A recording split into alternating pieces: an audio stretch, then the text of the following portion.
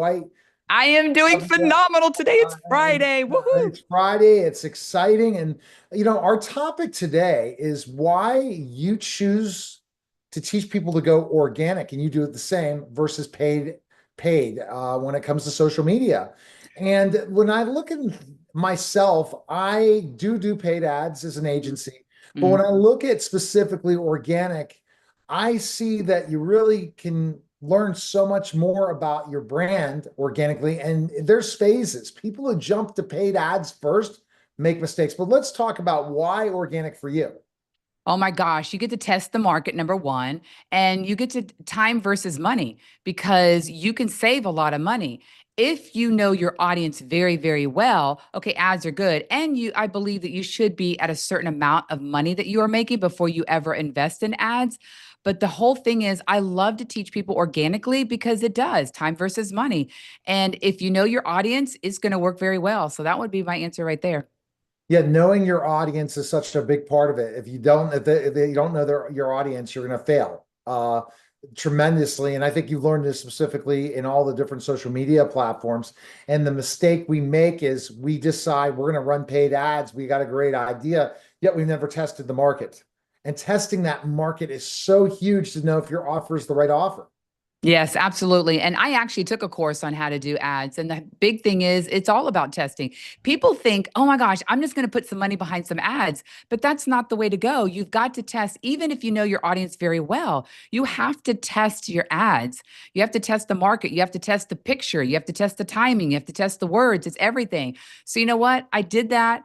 I prefer doing organically. And so when you know your audience, and this is the key thing, Neil, people don't know their audience. They think they do. But when you know your audience so well, you know if they're married or not married. Do they shop at Target or Walmart? What do they like to listen to music? What do they like to do on their hobbies? What's their fears, anxiety, their worry? What keeps them up at night? What are their dreams, their aspirations?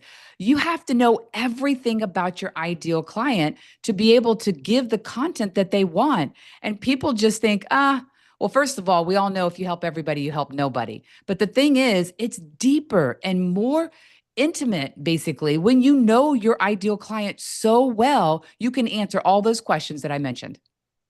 And answering those questions is huge because ultimately, and that's where I guess when you talk organic, you look at live as an important part of the organic process. Going live to your audience really gives you that understanding that you can't do it using paid ads live. Live, that you're getting to test the market, and live, you're really getting to speak to your customers so that you really know what they want. Yes. And you know what, Neil, too? The way to test your audience, too, is the analytics.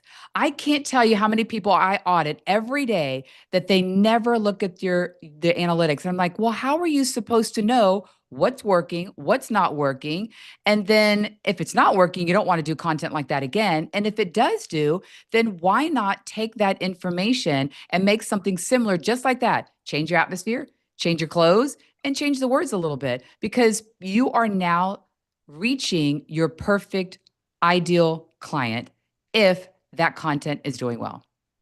And if it is, and that's Yeah, and it will, and that's it the will. that's the key thing. If isn't, it isn't. And so, and you'll figure it out, and then you have to reshape yourself running organic. Paid ads, another big thing that why I think you go organic is because you can really spend a lot of money and have no results. And what Yes. you have at the end of the day, you spend a lot of time, have minimal results, you still are building a foundation. Yes, and I had a friend that actually spent like $10,000 on ads and she got lots of leads, but guess what? It was all the wrong leads. So it was not worth it for her because she didn't test it right. And so you can spend a lot of money, and that's why it's so important to test. And that's why, well, for ads, but I like teaching organically because you get to really know your audience and it doesn't cost anything. Maybe talk a little bit of time, but there's a way to do it. There are certain ways that I love to teach my clients exactly how do you test that. It's not only just posting, it's not just going live. There's a strategy that really works, but you'll have to get a hold of me. Okay, so you're not going to give that one. You're not going to give that away because you're working with No, people based no. on but your time you spend organically, you feel that it is time worth the time to spend in organic versus paid. Yes, absolutely. But also, you when you know the strategy. So if I were to do it all over again, I would have got a coach and a mentor sooner than what I had already done. So now I get to save you all the legwork, the time, the money, and everything, especially if it's organically, it's going to be more the time than anything. Nobody wants to circle around that mountain 100 times, right? Or for a whole year. So I show you the strategy that actually works. And it's that content, the strategy that you put into play that gets you the results that you want. So I always say, you want to know how to make content that converts? I'm your girl. What's the best organic platform on social media? I think it is TikTok. Facebook, I've been on Facebook for so long, 15 years, but you know what? It kind of just, it's so, the algorithm's always changing and you tend to almost reach the same people. TikTok, you can go on in the morning, afternoon, and evening, and you have another whole set of people that you meet. It is absolutely phenomenal. And if you're asking me, a 62-year-old, that TikTok was good, I thought you are crazy. I'll never go on TikTok, but it is the best thing since sliced butter. What type of people you end up meeting on TikTok? Do you think are the type of audience you find organically? Well, to be honest with you, you can meet anybody, but I don't get on TikTok and I do not, by all means, veer off to who my ideal client is, because if you do, you confuse the algorithm. There is a thing called free up space on TikTok that you can actually clear it up. So let me give you an example. I get on there, I engage before I put my post or before I go live, right? Well, something catches my eye and I'm looking at a recipe, I'm looking at a cute baby, maybe some dancing steps or whatever. And what? I've just confused the algorithm. So if I did that, because we all do it, I go in and I teach people how to free up that space so it clears all that out. So before I go live or put my content out, the algorithm knows exactly who my ideal client is, just in case I veered left or to the right.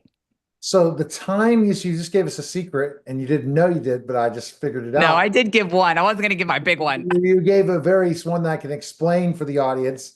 It's basically the stuff you're consuming on TikTok Mhm. is going to be the stuff that they consume on you. So if you're not spending time with the right people consuming on TikTok, they're not going to give you that audience when you perform. No, you're right. I mean, you have to have two accounts if you want to roam around on TikTok, and we all do. You have to have two accounts because you can't use your platform. You will mess up the algorithm, and you will not get the reach, the views, or the engagement on there. The biggest challenge with organic also is you got a niche. And Yeah, not all businesses are successful niching. That's the challenge, right? right. If you have multiple audiences, you're screwed on TikTok, you're screwed on Facebook, you're screwed Mhm. on Instagram, you're screwed on Yeah. LinkedIn. Yeah. And that's why you should niche, but ultimately it just depends on your business. That's the hard part. So figuring out a way to follow the rules of what social media wants, because social media wants you to have one audience, not five. No, you got to have one audience. It's just like any job. You go to a job, you're going to obey the rules. If you don't, you can get fired or something's going to happen. Well, you have to think of that too. You're on social media, you're like, oh, but I want to go enjoy it. Well, you're going to have to make two accounts or something, or maybe use Facebook for your business and go to Instagram to roam around, but you can't do it because you'll mess it up.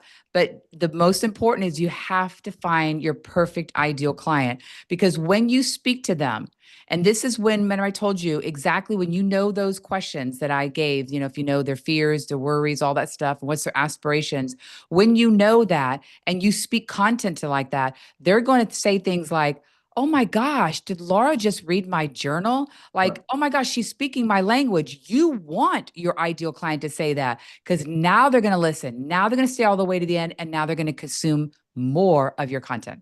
So let's think about organically finding your ideal audience.